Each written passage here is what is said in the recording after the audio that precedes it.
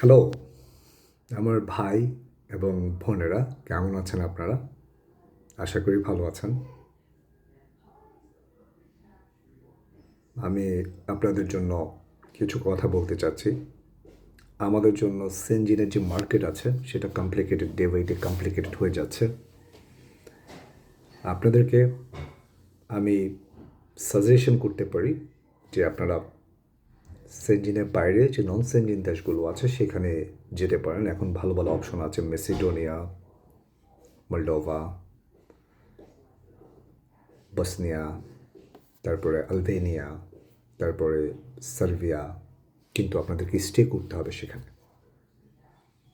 একটা সময় আমি যে দেশে আছি, রিপাবলিক অফ পোল্যান্ড, এটা অনেক গরিব দেশ ছিল 2006-এর আগে, নন সেনজিন ছিল। এখানে যে বাঙালি আসছিল তারা চলে গেছে, ইউক্রেন হয়ে অন্য দেশে পালায় চলে গেছে। কিন্তু আজকে এখানে অলমোস্ট 20 years লেটার ইউরোপের একটা ভালো অবস্থায় আছে এই দেশ। স্যালারি অনেক নাইস স্যালারি প্রোভাইড করে কোম্পানিগুলো। সো আপনাদেরকে বলতেছি, অনুরোধ করতেছি, এখন সেনজিন না চুজ করে আপনার মানে ইউরোপিয়ান ইউনিয়নের যে দেশগুলো আছে যেগুলো ফ্রি মুভমেন্ট, এই দেশগুলো না চুজ করে আপনি নন সেনজিন দেশগুলো চুজ করতে পারেন। কেননা এটার জন্য আপনাকে অনেক টাকা গুনতে হবে না এবং লং টাইম প্রসেস, সেই প্রসেসে যেতে হবে না আপনাকে।